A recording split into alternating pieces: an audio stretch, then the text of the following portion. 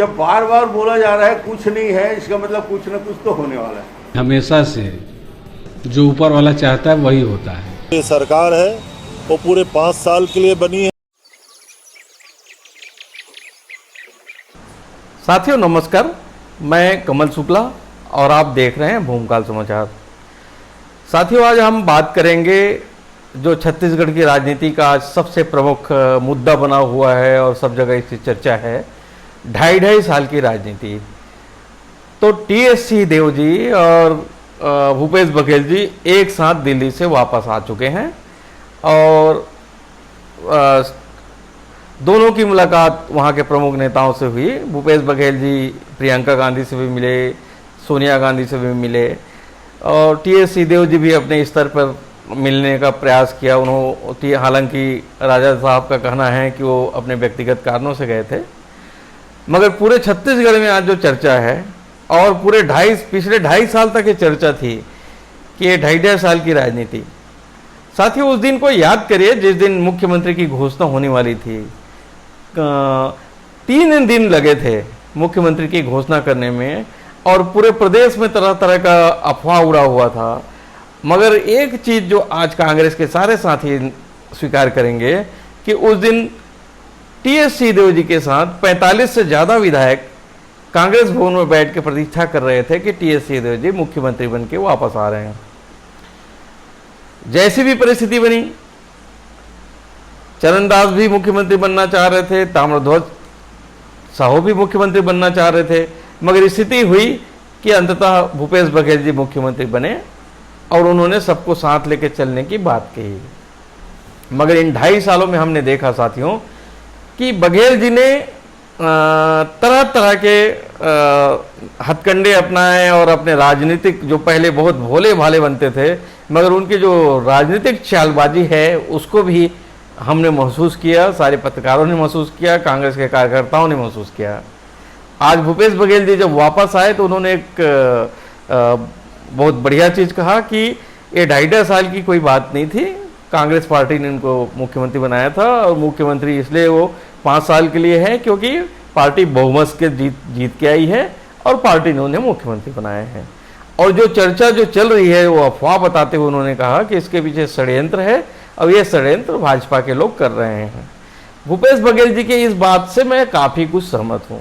भाजपा के लोग वास्तव में षड्यंत्र कर रहे हैं।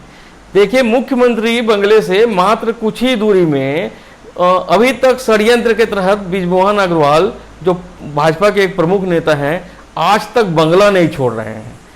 कितना बड़ा षड्यंत्र है। आप जानते हैं भूपेश बघेल जी के साथ क्या क्या षड्यंत्र हो रहा है। भाजपा के लोगों ने षड्यंत्र करके सारे अपने उन भ्रष्टाचारियों को जिनके खिलाफ भूपेश बघेल जी आंदोलन करते थे, धरने में बैठे थे। आपको कल्लूरी जी याद होंगे। कल्लूरी जी जो है शिवराम प्रसाद कल्लूरी, जिन्होंने भूपेश बघेल को धमकी तक दिया था, बस्तर में घुसने से रोका था। भाजपा का षड्यंत्र इतना हावी है साथियों कि जैसे ही मुख्यमंत्री बने उसके 1 महीने के भीतर शिवराम प्रसाद कल्लूरी को इनको ईओडब्ल्यू का चीफ बनाना पड़ गया। बाप रे, षड्यंत्र तो सही में भाजपा का हावी है। अब ये भाजपा का ही षड्यंत्र है साथियों कि विवेक डांट जैसा भ्रष्ट अधिकारी और चावल घोटाले जिसको लेके भूपेश बघेल और पूरे कांग्रेस सरकार ने पूरे प्रदेश में आंदोलन किया था, उसके सारे भ्रष्ट अधिकारी, जुनेजा जी, मैं अब किसका नाम लूँ, शुक्ला देखिए, अभी स्वास्थ्य विभाग कोरोना के दौरान में कितना अच्छा काम कर रहा था, कितना अच्छा वहाँ के सेक्रेटरी सब काम कर रहे थे, आप सब ने देखा। मगर अचानक बघेल जी भाजपा के षड्यंत्र ऐसा हुआ कि उन्होंने सबसे भ्रष्ट अधिकारी शुक्ला जी को स्वास्थ्य अधिकारी बना के टीएस सिंहदेव जी को मजबूर किया। तो भाजपा काफ़ी कुछ कांग्रेस में हावी हो गई है। ये बात बिल्कुल भूपेश बघेल जी सच कह रहे हैं और 2.5 साल ही वजह है साथियों।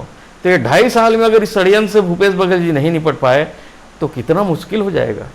तो इतना हावी हो गया है साथियों कि देखिए, आपको याद होगा कि भूपेश बघेल जी जब विपक्ष के नेता हुआ करते थे उस समय उनको ही थाने में नहीं बिठाया गया, उनके पिताजी को, उनकी माँ को, उनके परिवार को थाने में बिठाया गया था। आप सबको याद होगा। उसके बाद उम्मीद थी कि ऐसे गलत कार्रवाई करने वाले रमन सिंह के ऊपर एक कार्रवाई करेंगे। इन्होंने वादा भी किया था कि हमारी सरकार आएगी तो सारे नियम के विरुद्ध काम करने वालों पे कार्रवाई करेंगे, और सरकार बनी उसके बाद भी इन्होंने लगातार पुनीत गुप्ता का नाम लिया, DK हॉस्पिटल का नाम आया, भ्रष्टाचारियों की नाम आया, रमन सिंह के लड़के का नाम लिया इन्होंने, रमन सिंह को जेल भेजने की बात हुई। आपको सब याद होना चाहिए। और सबसे बड़ी बात, आपने मुकेश गुप्ता को तो याद रखा होगा ना। मेरे ख्याल से छत्तीसगढ़ के अब ज़्यादातर लोग मुकेश गुप्ता को भूल चुके होंगे, क्योंकि यही मुकेश गुप्ता जिन्होंने इनके साथ ये सारा दिक्कत खड़ा किया था, आज मुकेश गुप्ता का ये नाम ही नहीं लेते हैं। आज सारे जो उस समय के भ्रष्टाचारी थे, उस समय के दुराचारी थे, जो उस समय के अत्याचारी थे, उस सब के बारे में कहानी कहाँ गई।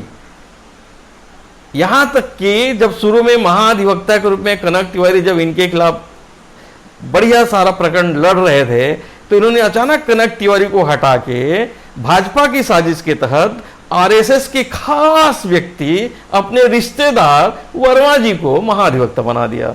साथियों, भूपेश बघेल की मजबूरी आप सब समझिए और उनका साथ दीजिए। देखिए, राजेश तिवारी जैसे व्यक्ति जिनका पूरा खानदान भाजपाई है, राजेश तिवारी जी के दादाजी का RSS में बड़ा नाम है। अब राजेश तिवारी जैसे सज्जन व्यक्ति, राजेश तिवारी जैसे भाजपाई व्यक्ति, राजेश तिवारी जैसे व्यक्ति को भी ये अपने सलाहकार बनाए, और आज इन्होंने प्रयास करके राहुल गांधी तक राजेश तिवारी को पहुंचाया, और उत्तर प्रदेश जहां पे बहुत महत्वपूर्ण चुनाव होना है वहां का प्रभारी तक बनवा दिया है। तो ये जो साजिश है, मैं मान सकता हूं कि भूपेश बघेल के अकेले की नहीं हो सकती। इसमें जरूर बीजेपी की साठगांठ है, और बीजेपी के सारे नेताओं ने भूपेश बघेल जी को मजबूर किया है। तो भूपेश बघेल जी के साथ हमको खड़े होना चाहिए। साथियों, आपको याद होगा कि प्रदेश में कोई ज़्यादा राज्यों में तो कांग्रेस की सरकार है ही नहीं। राजस्थान, छत्तीसगढ़ और एक दो और राज्य।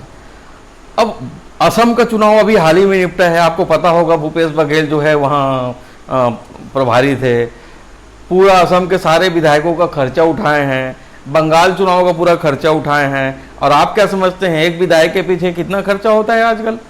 बीजेपी तो 100-100 करोड़ से ज़्यादा कर रही है एक एक विधायक के पीछे। तो निश्चित रूप से भूपेश बघेल जी भी 50-50 लाख तो किए होंगे। तो ये पैसा ऐसे नहीं आता। और फिर आगे चल के भी लोकसभा का भी चुनाव लड़ना है, उत्तर प्रदेश में भी बहुत महत्वपूर्ण चुनाव होना है, तो पैसे की तो जरूरत पड़ेगी, भले ही भाजपा षड्यंत्र करे चाहे कोई भी षड्यंत्र करे। इसीलिए प्रदेश में उन भ्रष्ट अधिकारियों की बहुत ज़्यादा ज़रूरत है ना। तो वही भ्रष्ट अधिकारियों की मदद से ही तो ये पैसा आएंगे। तो बघेल जी ईमानदारी से कांग्रेस के प्रति निष्ठा से काम कर रहे हैं, और उत्तर प्रदेश चुनाव में तो अभी काफ़ी कुछ जरूरत पड़ेगा। वहाँ तो आप बिना बंदूक के भी चुनाव नहीं लड़ सकते। देख तो रहे हो आप, वहाँ जगह जगह कहीं औरत को नंगा कर रहे हैं, किसी पार्षद को मार रहे हैं, किसी नेता को मार रहे हैं, यहाँ तक पुलिस वालों को पटक पटक के मार रहे हैं। तो ऐसे जगह में अब कांग्रेस चुनाव लड़ेगी तो बघेल साहब को काफ़ी जवाबदारी है उनके ऊपर। इसलिए बघेल साहब सही बोल रहे हैं कि पूरे 5 साल वो बने रहेंगे, और उन्होंने पूरी जवाबदारी पूरी निष्ठा से निभाई है। साथियों, आपको एक चीज़ और याद होगा कि इन्होंने अडानी और अंबानी के खिलाफ बात की थी। आपको राहुल गांधी जी का शब्द याद है ना, जो हमारे भारत सरकार पे आरोप लगाते हैं मोदी जी पे कि ये अडानी और अंबानी की सरकार है। आपको पता है छत्तीसगढ़ में अडानी और अंबानी की सरकार चल रही है। भूपेश बघेल जी ने 1,70,000 हेक्टेयर जमीन, सरगुजा का हरा भरा जमीन, जो नो गो एरिया था, जहाँ पे किसी प्रकार का कोई खनिज उत्खनन किसी भी संस्था को नहीं दिया जा सकता था, जहाँ हाथियों का संरक्षण था, उस एरिया को भी इन्होंने अडानी को सौंप दिया। अडानी 4 ब्लॉक है साथियों वहाँ, तो 3 ब्लॉक इन्होंने अडानी को देने की तैयारी कर ली है, और 1 ब्लॉक बिरला को दे रहे हैं। और राजस्थान सरकार के साथ मिलके ये राजस्थान सरकार का एक ब्लॉक है जिसमें अडानी प्रोसेसिंग कर रहे हैं, मगर अकेले भूपेश बघेल जी नहीं कर सकते। इसमें निश्चित रूप से भाजपा की कोई साठगांठ है, तभी जाके हुआ है। अच्छा, दूसरा, और बोध घाट परियोजना को तो आदिवासियों ने मांगा ही नहीं था। आदिवासियों ने इनसे मांगा था 5वीं अनुसूची। राहुल गांधी जी घूम घूम के सब जगह बोल के आए 5वीं अनुसूची देंगे, पैसा कानून देंगे, साथ में ये भी घूमे। भूपेश बघेल जी ईमानदारी से घूमे। बहुत भोले भाले आदमी हैं, आप तो देखे हैं, गेड़ी चढ़ते हैं, भौरा चलाते हैं, बहुत भोले भाले आदमी हैं, एक शुद्ध छत्तीसगढ़िया हैं। तो इनके मन में कपट तो हो ही नहीं सकता। जरूर इसमें भाजपा की साजिश है कि पेशा कानून भी लागू नहीं हुआ, आपका 5वीं अनुसूची भी लागू नहीं हुई, और दूसरा सिलेगर में 4 लोगों को मार भी डाला गया, 3 लोगों को मारे और एक लड़की अपने एक बच्चे के साथ भी खत्म हो गई। और इनके मंत्री रविंद्र चौबे, मोहन मरकाम जैसे कांग्रेस के अध्यक्ष और कुछ और विधायक साफ साफ बोल रहे हैं कि वहाँ जो आंदोलन चल रहा है ना, वो आदिवासी नहीं, वो सब माओवादी हैं।